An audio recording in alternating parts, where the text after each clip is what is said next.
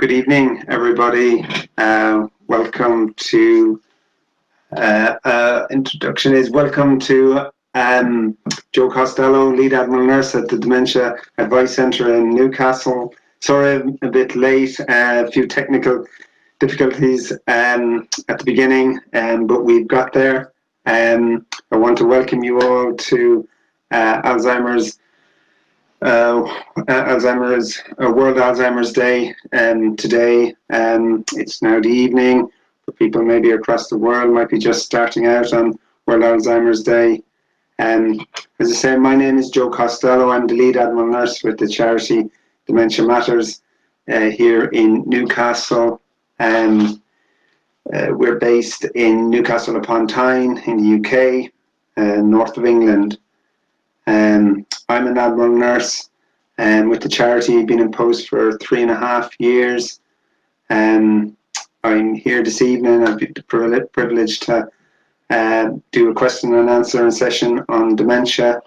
To begin with, I'll speak a little bit about my background, Admiral Nursing, Dementia Matters, just to get a little bit of a flavour of who I am and who I work for.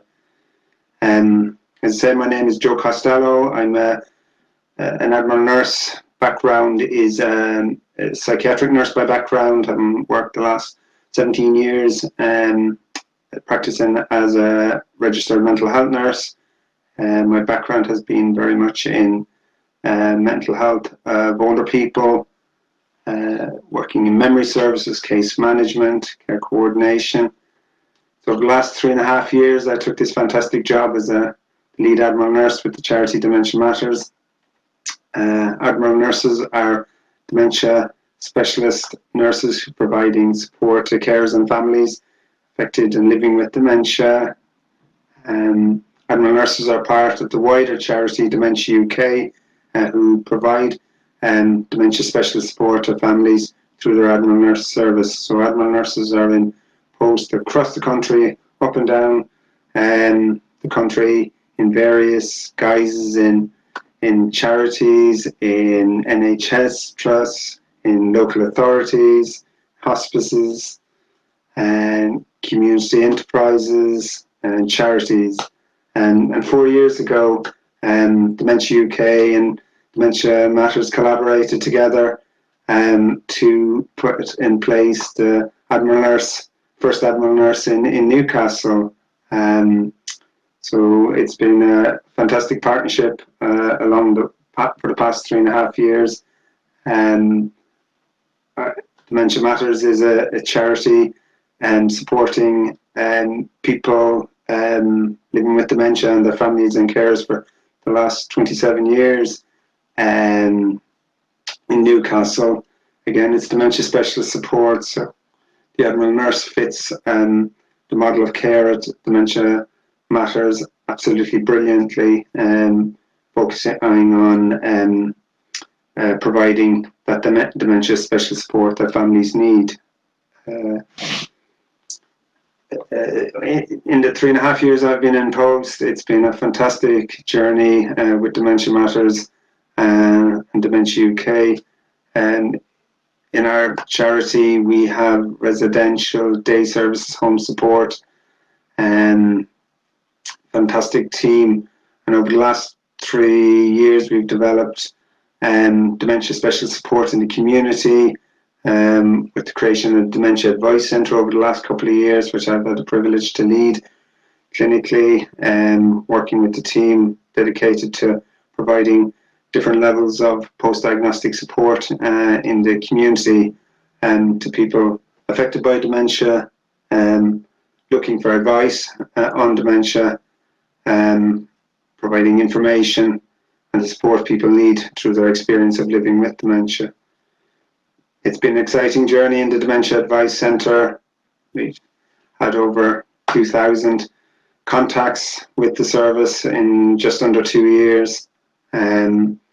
We provide various types of support in the charity, looking at opportunities to support families and carers with information, advice, signposting.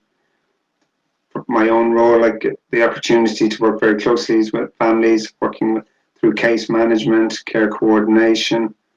We also work in partnership with other charities, helping people get their right entitlements, finances, which is very important.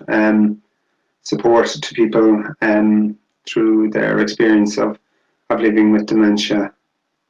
I'm here this evening to answer a couple of questions, maybe a little bit more on dementia, given that today is World Dementia Day.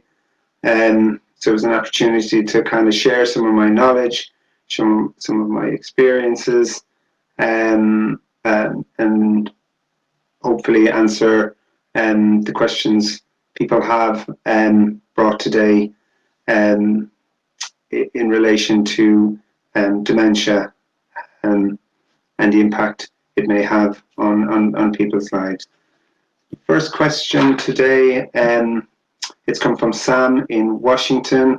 Thank you, Sam. Thanks for your question. Sam wanted to know, why did I want to specialize as a dementia nurse? Great questions, Sam. I chose to specialize in dementia probably 4 years ago. I was looking to specialize in a particular area of mental health.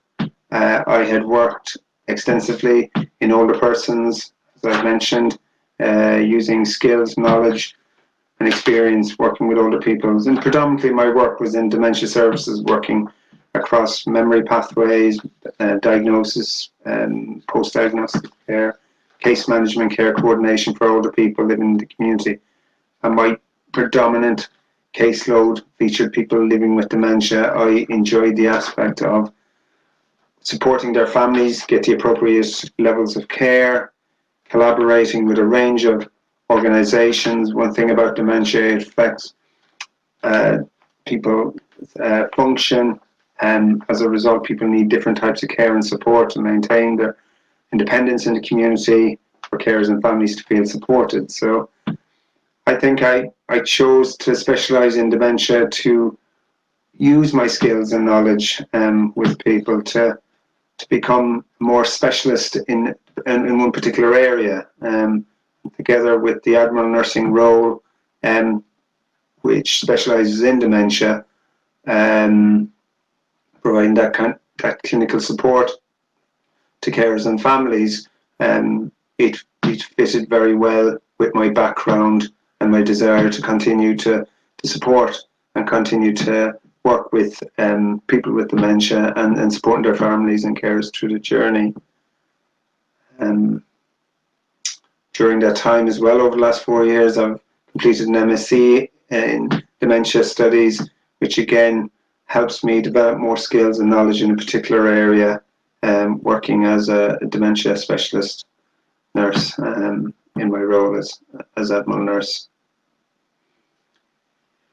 Another question, this has come in from Jane in Newcastle. Thank you, Jane. Have you seen an increase in the demand for your service over the years? Fantastic question, Jane. I've seen a huge demand in the service for dementia specialist support in the last 3.5 years, especially in the area of post-diagnostic support.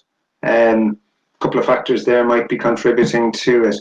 Here in the Northeast, we have, in Newcastle, we have high rates of diagnosis of dementia. We've got fantastic memory service, and there's earlier detection in primary care from GPs without referral to memory services.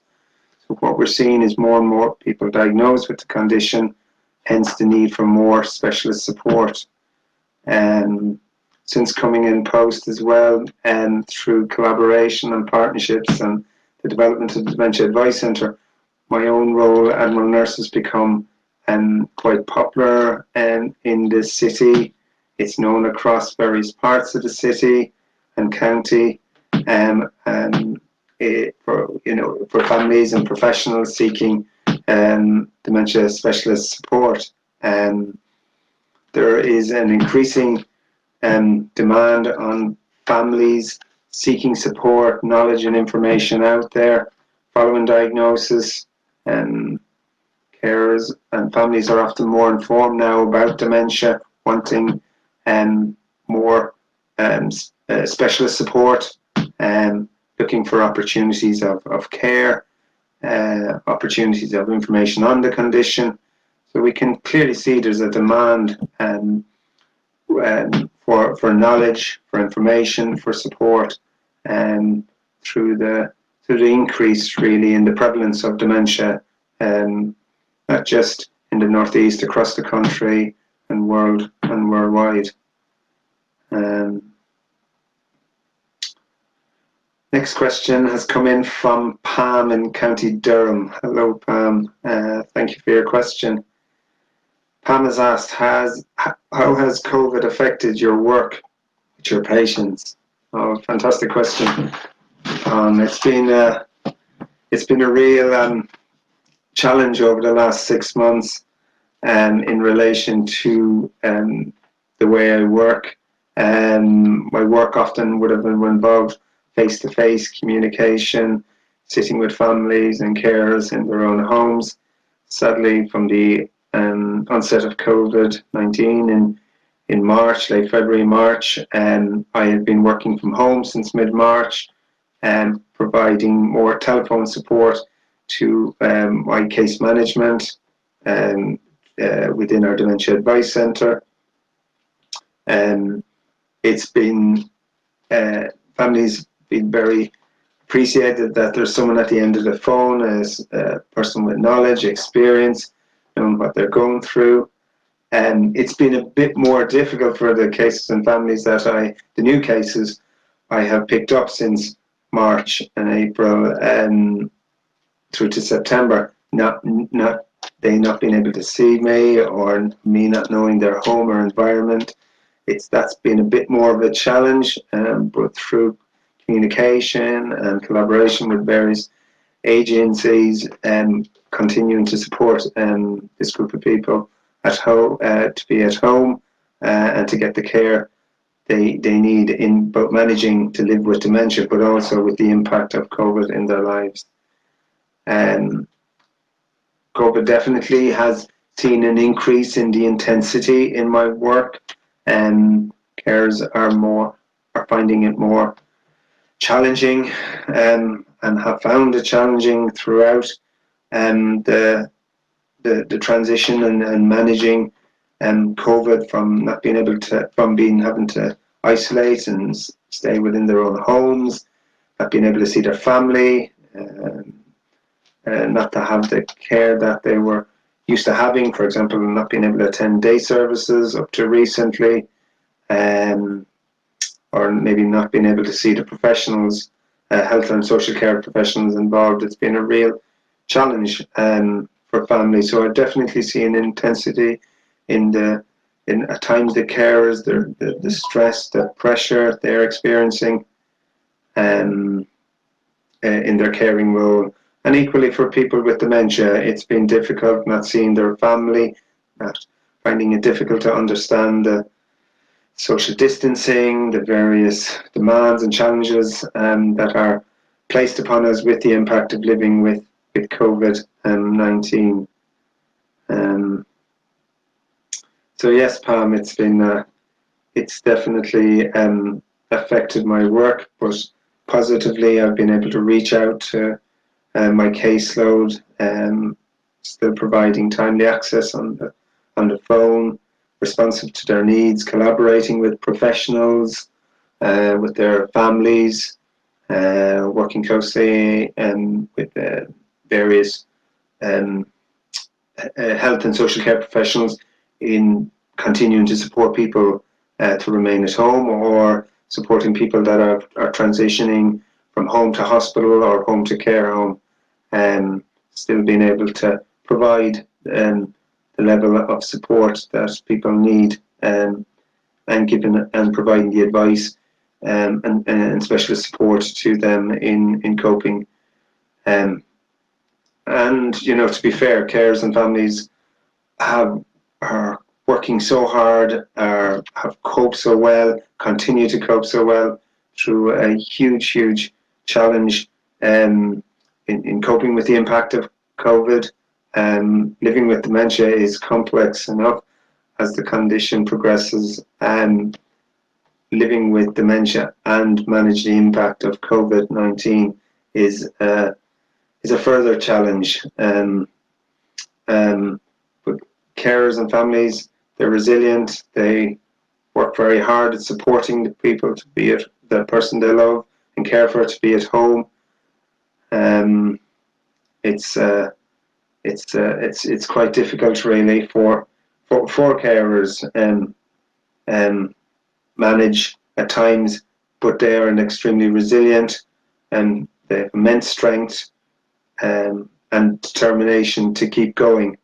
And I have seen that really in the 6 months. I've got so much admiration for the carers I've worked with and families I've come across, for the people they're looking after to ensure their needs are met at home, and working closely with the providers to continue to try and find and maintain care to support people to be in their own homes, or if they need to support them with the transitions into various places like 24-hour care or hospital care. Next question is from Shirley in Middlesbrough. Hello Shirley, thank you for your question. Your question, Shirley, is around dementia and bad memory, and how do we distinguish between dementia and bad memory? It's a good question, Shirley, very good. A lot of people you'll hear say, oh, my memory's not great, will I be developing a dementia? And the worry people have around having a poor memory and dementia. But, I want to try and dispel that myth, and having a poor memory does not mean that you're going to go on to develop a dementia. Dementia is a disease of the brain, and it affects more than memory. Dementia affects language skills and the ability to think, but most importantly as well, it affects daily function. So for a diagnosis of dementia, people need to have changes both in their cognition, there may be language skills, and their behavior, possibly, maybe some changes in personality, but as well, alongside that, a change in daily or social functioning. What I mean by that is maybe not looking after themselves as well, not attending their own personal care, maybe taking medication, paying bills, managing their day-to-day affairs. People with dementia have deficits and problems in those particular area.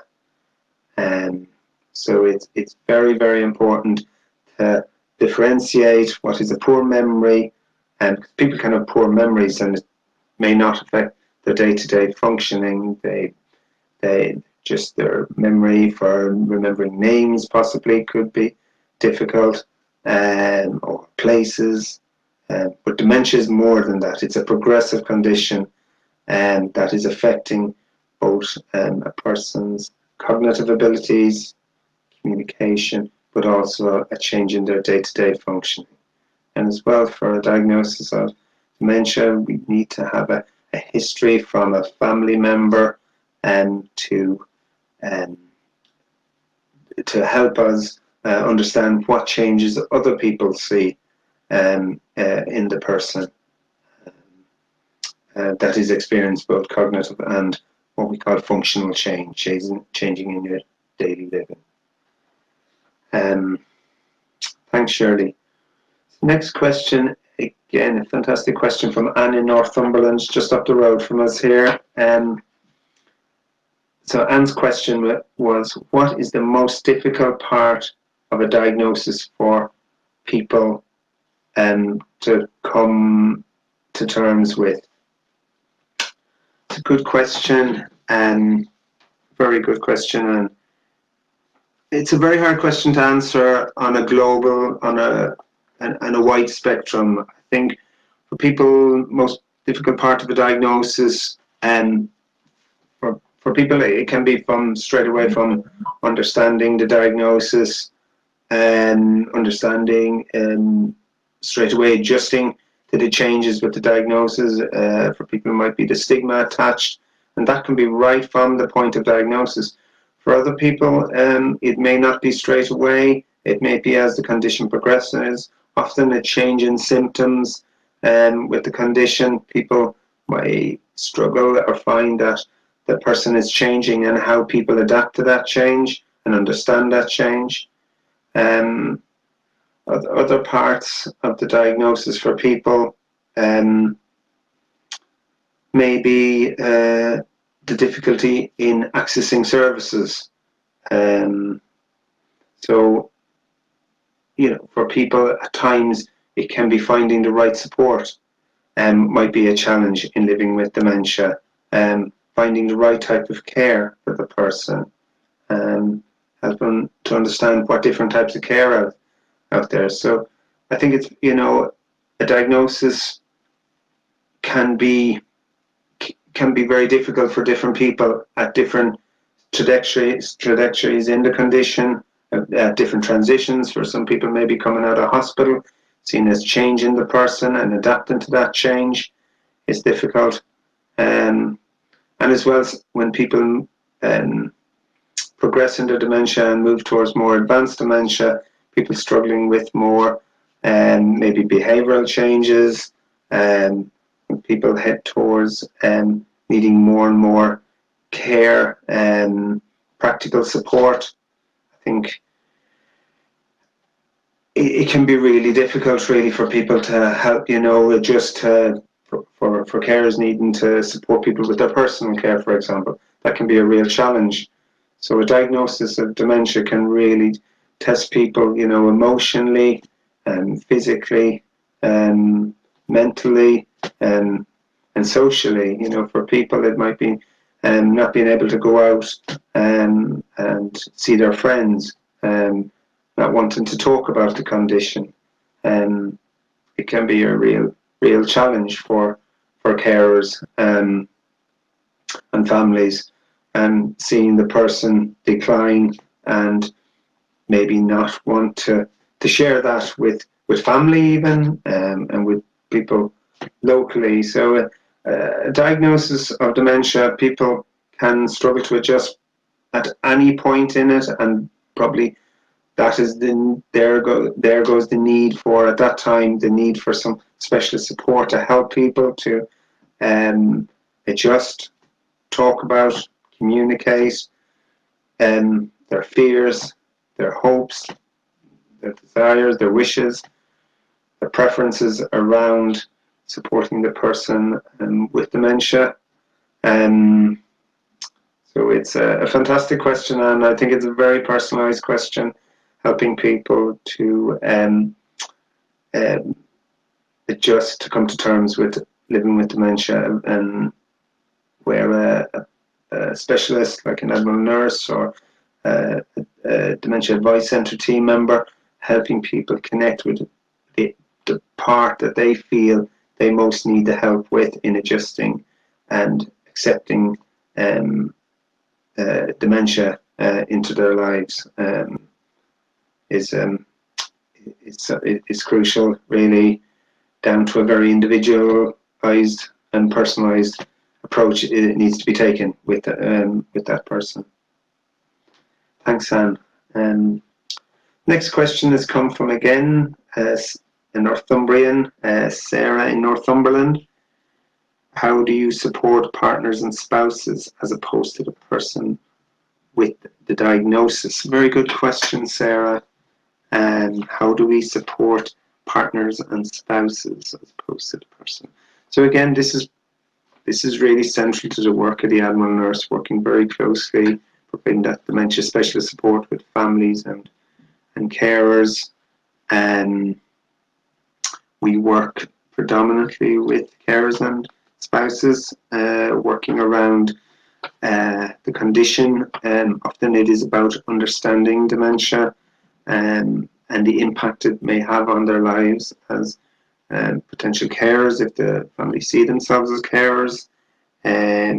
We work with carers about helping them manage their own lives. A lot of carers and spouses have competing demands, and they may have taken on roles in the house that previously their loved one with dementia would have done. For example, maybe managing the bills or making meals, so supporting the carers to look at ways of understanding the change in roles, opportunity to talk about their experiences. Carers and spouses may feel overwhelmed in their role, very anxious. So a lot of work we would do may be working with carers around their own mental health and well-being, helping them develop strategies to cope and manage. Sometimes it's some cognitive behavioural strategies. Sometimes it's problem-solving strategies of how they can find time for themselves. And it's so important that carers at an early stage in their role and spouses look at ways of balancing their needs, being able to cope with multiple tasks maybe they will be doing, because at times they will be taking on roles and responsibilities previously held by the person with dementia. Often with the partner and spouses as well, we're often working around understanding the health and social care system and talking about support, the various options are out there, what types of support, day services, home care, residential care, care in the community projects, and helping with knowledge, information, or signposting that hopefully the carer or the spouse or husband or wife may wish to look for their loved one with dementia. So it's very, very important for providing kind of high quality support to partners and spouses around service provision, access to service provision, understanding entitlements. It's very important as well. Partners and spouses are aware of the entitlements as the pursuing carers allowance, pursuing other entitlements, looking at lasting power of attorneys. So again, it can be often about giving information to the partners and spouses. What else? If we look at how to support spouses and carers, sometimes it's just giving them the space on their own to speak about their own experiences, their fears, and the fears for the future, their wishes, what they would like for the person. Often spouses and partners, people that know the person very well, that are able to advocate on their behalf. So at times giving them the space and the time to be able to share these their views of what they would like for the person with dementia. But equally, it is a time for them to share their own emotions, their own thoughts and feelings, which Admiral nurses work very closely with families and carers in helping them cope, manage, and work through the challenges of living with dementia. So a great question, Sarah. Thank you. Next question is from Phil in Newcastle. Thank you, Phil. What are the most common behavioural issues you see in people with a diagnosis of dementia? What's the most common behavioural issues? It's a good question, Phil. Again, most common. Often, probably, you would see the repetition. Behaviour. I would see probably maybe the misidentification of home is quite a common symptom. Not recognizing home, not recognizing the husband or wife. So that can be quite difficult for people with dementia, especially for their families. Behavior, sometimes you will see maybe restlessness. Someone is unable to sit still and spends a lot of time maybe pacing around the home or the environment. That can be quite a distressing behavior for families to see. The person is unsettled. in their home. It can be very difficult for families to try and support them, and that's where at times the very need for external support, more maybe formal support, to help families cope with this increase in restlessness or possible agitation. It is probably one of the most difficult types, is restlessness, for families to cope with, together with, if there's restlessness at night and carers are not getting their sleep and the person is up, that again can be quite a challenge, and it often, probably in my experience, has often been one of the most difficult things to manage for carers and families, and supporting people to remain at home, having sleep disrupted for both people, for both the person with dementia and for the family member or carer who's looking after them. So, really good question, Phil. Really good question. The next question is from Tracy in South Shields, south of the water. Tracy, thanks very much for your question. Here is there a treatment for dementia, or is it just mitigation? Good question, Tracy. Is there a treatment for dementia? There is treatments for dementia, absolutely. There is, we often say, two types of treatment. We have got the pharmacological treatments and medication to help slow down the progression of the medication, of the disease, and the medication we talk about are cognitive enhancers, memory, and medication to help slow down that progressive decline of the memory. And a couple of medications, donepezil and galantamine, rivastigmine, memantine, they're the main cognitive enhancers that are used in memory services as pharmacological treatment. Other forms of medication can be used as well, which people with dementia, if they're depressed, have access to antidepressants, if there is some significant behavioral distress, some people need different types of medication. At times some people may need antipsychotic medication based on the levels of risks and the severity of their dementia. But also we look at non-pharmacological treatments for dementia. What I mean by that is maybe some psychosocial interventions. It could be in the form of activity, music, creative arts, physical activity, social, getting out to groups, clubs, attending day services. Treatment, it's very important to try and live as well as possible with dementia. So some treatment can be very much focused around the person's well-being and quality of life, and following their activities and hobbies, interests. So we look at treatment for dementia in terms of the creative and art-based approaches to dementia, and we look at physical activity, and we also look at structured day services, which is a range of activities like the Dementia Matters, various types of activities going on, from music to exercise, and arts, baking, singing. It's essential.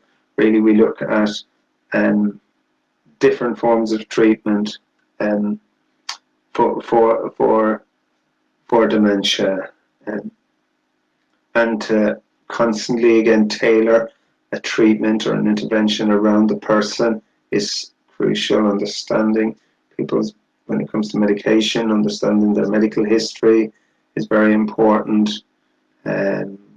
People that are candidates for these cognitive enhancers based on their own health, for the psychosocial activities, interventions. We look at their people's interests and hobbies, their preferences, likes, and try and tailor and support and intervention of activity around their interests and their abilities and their desires and hobbies. So a really good question, Tracy, around treatment for dementia. It's very much a holistic picture of, medication. People meet criteria for medication, but equally it's about living as well as possible with dementia, so the treatment of involving people in community-based activities or participating within activities within their own home, maybe with carers, on an individual basis, as part of a treatment to help manage and live as well as possible, and live the best quality of life with a dementia. Next question is from David in York. Really good question again here, David in York.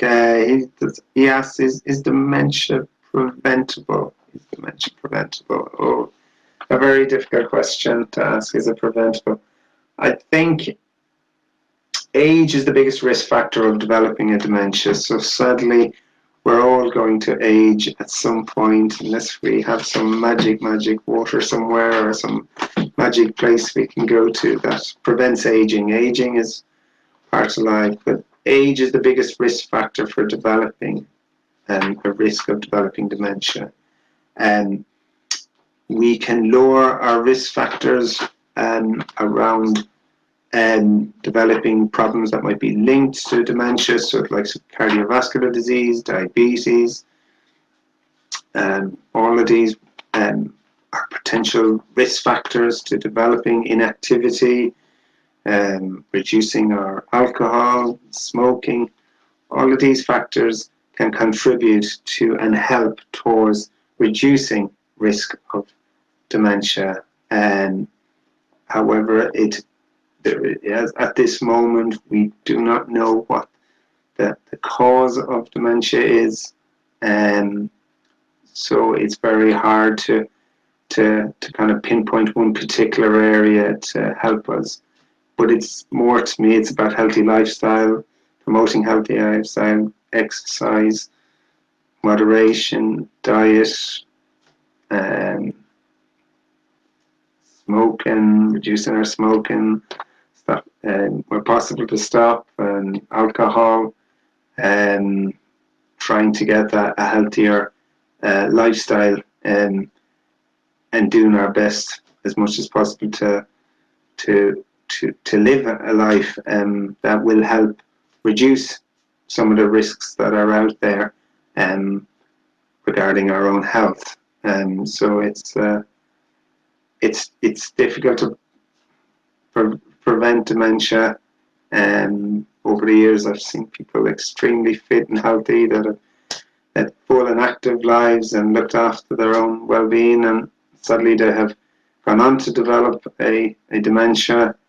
But by making healthier choices in our life, we are helping maybe reduce those risks more, and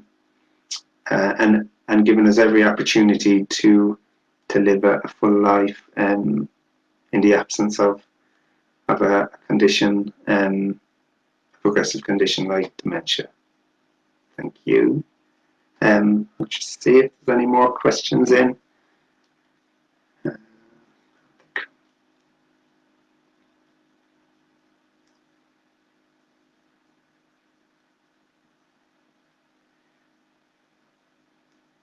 Okay, there's a couple of questions on the feed, so I'll just have a look and see where.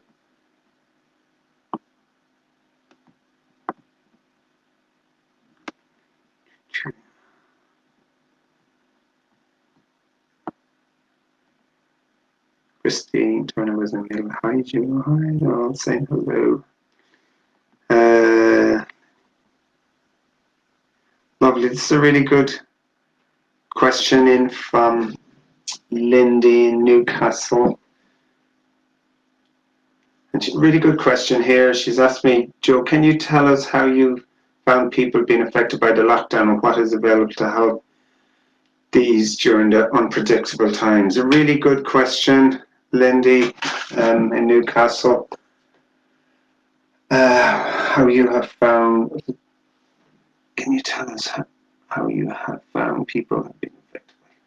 Yes, it's a really good question. And how I found people being affected, I think the isolation, Lindy, has been huge for people. In the very beginning, not being able to see their family, friends, and participate mainly in their routines and hobbies, activities, getting out and about. Um, People have their routines to help them cope, and sadly, at the start of the COVID-19, with the lockdown, people were restricted to their home, not being able to see their family, not being able to go out. So I think people, the isolation was difficult for people. I think it affected people's mood, affected their mood. I think for people with dementia, I think that at times the lack of stimulation um, in the home, we've seen more perceptual problems for people with dementia at home, maybe not recognizing their home or their wife, and at times, sadly, not not being able to access their usual services. For example, going to day services. I know people were attending the Bradbury Day Centre where Dementia Matters 2-3 days a week, having that taken away from them and not being able to go where they would have had activity, and we were talking about the importance of it and the stimulation, and to be just at home has been a real challenge for both the person with dementia to have that occupation, to have that space, um, and for the carers to be able to manage at home. The carers were maybe used to having the time to be able to manage their day and to have some time out from the caring role. It's been a real challenge for carers finding the opportunities now to have that meaningful break. Um, so again, the second part of Lindy's question there is what is available to help people during these unpredictable points. A really good question, and it's very important that we hang to that hope that there is support out there. There is dementia specialist support, so it's very important that people, if they're in need of support, contacting places like the Dementia Advice Centre in Newcastle or their own localities, what services are still running in locally, even if it's telephone support, that you have access to someone that you can speak about your situation. And it's also accessing the specialist services, the statutory services, ensuring people have access to their local authority, to the social care teams, access to their GP if they need a review, telephone discussion, or onward referral back into the memory service for a further cognitive review. It is so important that places like the Dementia Advice Centre, where there is access to different specialist support. So again, people still having access to maybe home care support, and some people need access to emergency respite. We've seen over the last 6 months, and they might need where centres that are maybe opening up to day services in some areas, like our own centre, the Bradbury Centre, who is gradually phased return, getting some of its service users back to the services, to ensure that people have opportunities to engage still in support, even if it is within their own home. I think it's very important that connecting with the local authority will ensure people get an opportunity to have an assessment or a review, even if it's by telephone, and if care is needed at home, that is looked at, and that's that has been my experience. And people have had access to support when it is needed, but it's challenging times for people to accept support in light of COVID and balancing those risks of having people come into the home and provide some support.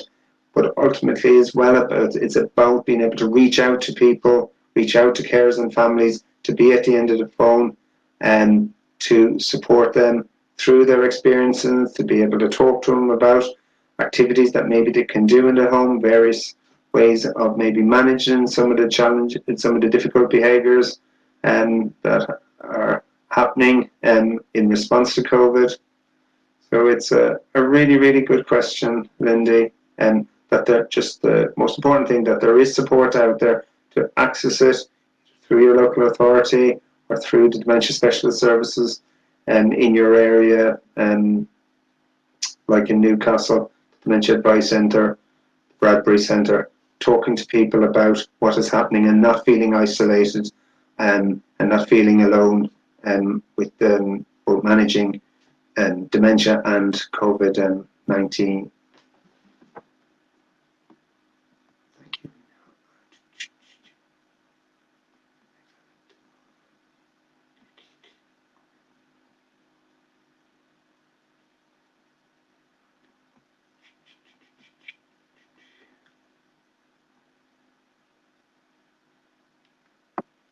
Really good question. A question from Julia here in Newcastle.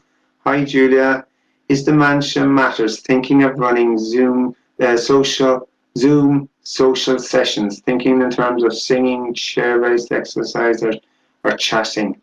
Really good question. Absolutely, everything's nearly done on Zoom now, isn't it, really, Julia? We've never been more connected with Zoom and Teams over the last 6 months. Technology has been a big part of it. So it is, Dementia Matters are always creative and innovative about looking at ways of supporting people with dementia and their carers. We're looking at this moment at a young onset peer support group, working closely with our partners at the Memory Service and the council around that particular area.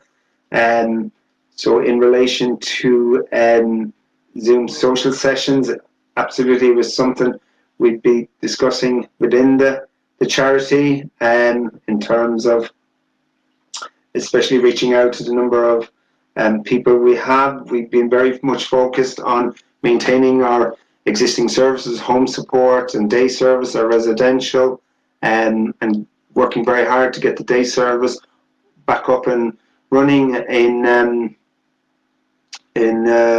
late August, but building up for it really all throughout the summer, in readiness for when the go-ahead was to reopen the day service. So it's something definitely, Julia, we have to consider moving forward in light of today's news coming out of government with the impact of COVID continuing to be a high risk in the community. So looking at Zoom social sessions would be definitely something, I think, for both the present and the future, and we would be considering. Again, it's about working with the services and partner organisations to how we can make this happen. Activities like this need often a collaborative approach with services to help connect people to technology. Again, not every person has access to to IT or feel comfortable, so people may need some support to access that particular mode of communication and engagement. The Alzheimer's Society have done singing for the brain on a Thursday afternoon. Couple of my cases have been joining in that activity, and they've enjoyed it. So it is definitely an intervention that can reach out to a cohort of people, and it's something we definitely will be exploring at Dementia Matters over the next month or so. Thank you, Julia. I'll just scroll down to see if there's anyone else. Oh, lovely. I think Lindy has a reply to Julia on it. So, yeah. Hello, lovely. A question from Dawn in Newcastle. Can dementia be a symptom of other diseases? Can dementia be? It's a good question, Dawn. Can it be a symptom of other diseases? Dementia in itself, Dawn, is very much a mental health disorder, brain disease. Um, so it's very much with Parkinson's disease. For example, people can go on to develop a dementia as the condition progresses, as Parkinson's disease continues. So people can go on to develop a Parkinson's disease dementia, which is quite a challenging condition to manage, and people go and will progress from having functional problems with mobility, to experience cognitive problems. So dementia, it tends to be an umbrella term for a number of different types. Dementia, like Alzheimer's disease, is a type of dementia. Vascular dementia, frontal temporal dementia, but dementia, in its own right, is a disease of the brain, a progressive condition that will sadly worsen over time. And like today's World Alzheimer's Day, so Alzheimer's is one type of dementia. There's a number of various types of dementia out there. So it's very important to understand the global term, which is dementia, an umbrella term for a range of different types, of which there's various different types of dementia. Thank you, Dawn.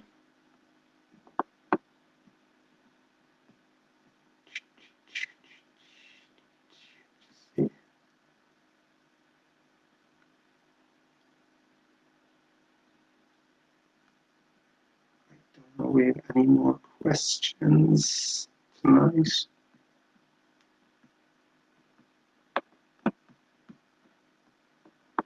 I'll just check, see if there's something coming on my phone.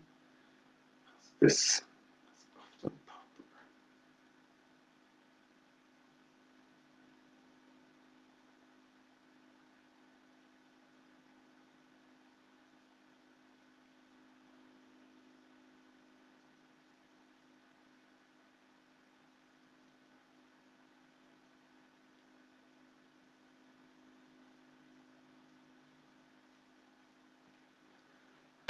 I don't think there's any other questions. Nothing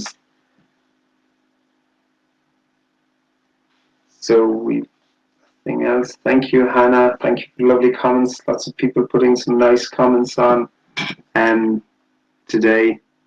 this evening, and interacting in the message board, which is nice, sharing information.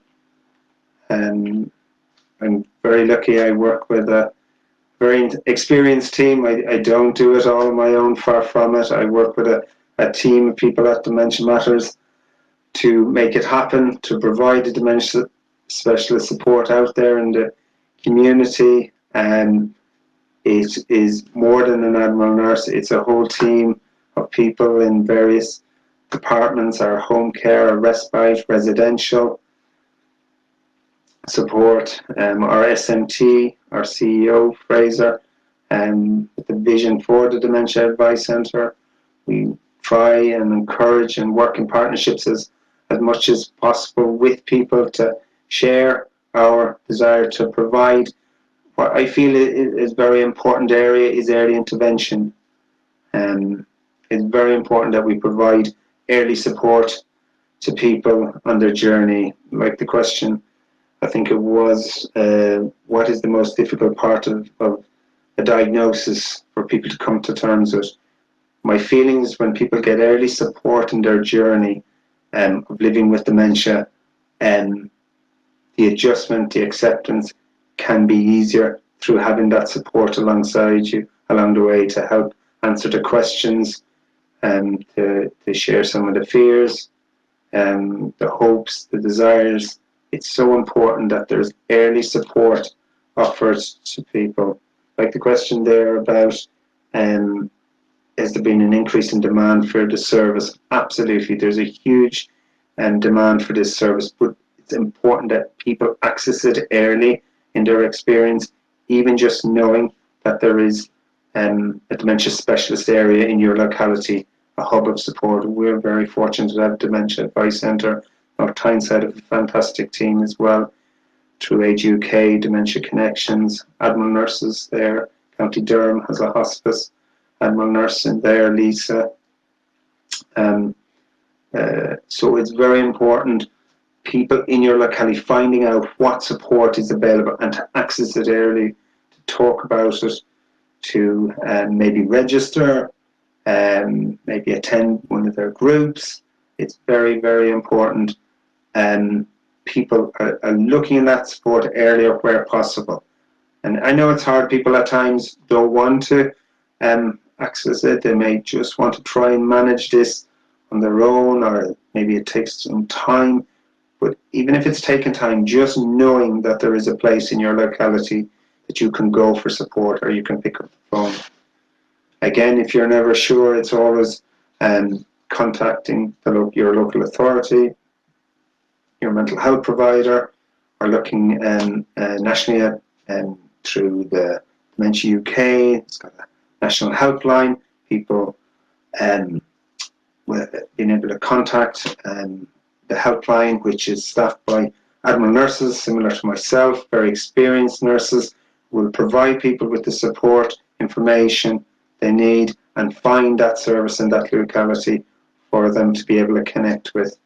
The Alzheimer's Society, similar as well, an opportunity to contact their local branch or nationally to get advice and information. It's so important that people are connected to the support around them in their own community, and as professionals like myself, that we're working collaboratively and in partnerships to help deliver that care and support, and sharing our knowledge and expertise, and learning from others, and working closely together to help people get the most, the best quality care that's out there, and to live as positively as possible with this condition that sadly will progress and will worsen. But with the support of services and having the appropriate and meaningful care and team around you, this can help the experience and help families and carers cope in getting the appropriate care in managing dementia as it progresses.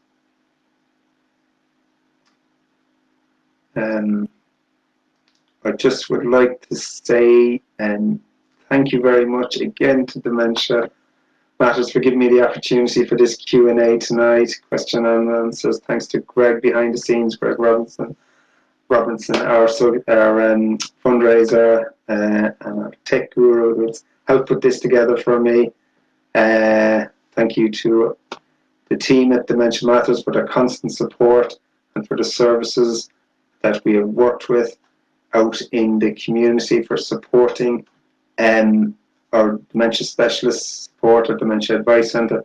And lastly, I would like to thank the carers and families I've worked with, that I've come across, that I've had the privilege to listen to support, to guide, to be there with them through their experience over the last 3.5 years. More so, support is needed now to provide to these carers and families in caring for the people they're looking after. They're doing a fantastic job in the most difficult circumstances, as Lindy pointed out, in a really very challenging moment in all our lives. And never more do we need to stay safe, but equally be supported, stay connected, to each other. So I would just like to say again, thank you and good night, and it's been a fantastic experience. Thank you. Bye.